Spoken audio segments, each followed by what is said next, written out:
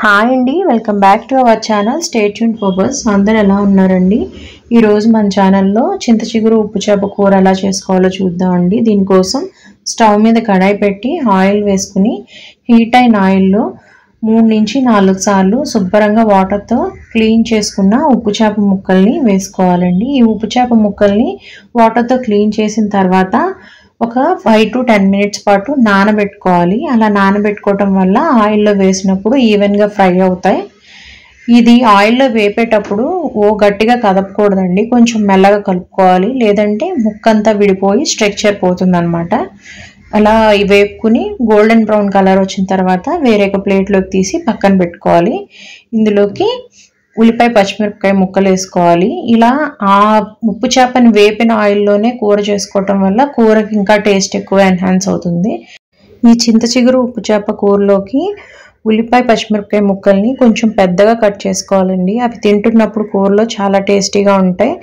ఇందులోకి 4-5 సార్లు శుభ్రంగా వాటర్తో వాష్ చేసుకుని చేత్తో గట్టిగా పిండిన చింత చిగురిని కూడా యాడ్ చేసుకుని మొత్తం కలిపి మగ్గేలాగా నీట్గా గరిటతో కలుపుకుంటూ మగ్గించుకోవాలి. ఈ చింత చిగురిని నాన్ వెజ్లో వేస్తే చాలా బాగుంటుందండి. మటన్లో వేసినా లేదా ఇలా ఉప్పు చేపల్లో వేసినా ఎందులో వేసినా టేస్ట్ చాలా బాగుంటుంది.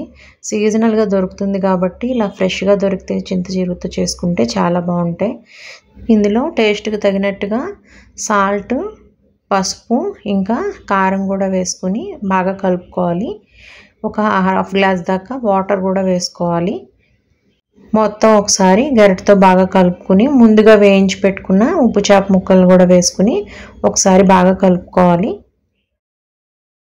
చింత చిగురిని ఏ నాన్ వెజ్లో కలిపి వండినా దాని టేస్ట్ ఇంకా డబల్ అవుతుందండి. ఎవరన్నా తినకపోతే కనుక ఒకసారి ట్రై చేయండి, డెఫినెట్గా నచ్చుతుంది అందరికీ. వాటర్ మొత్తం ఎగిరిపోయి కూర కొంచెం ఇలా పొడి పొడిగా సెమీ డ్రైగా అవ్వాలి. అలా అయిన తర్వాత కూర ఆల్మోస్ట్ రెడీ అయిపోయినట్టే. ముక్క కూడా చింత చిగురులో కంప్లీట్గా మగ్గిపోయి చాలా టేస్టీగా ఉంటుంది కూర. ఈ రెసిపీ మీకు నచ్చినట్టయితే please do like, share and subscribe. Stay tune for bus. Thank you for watching.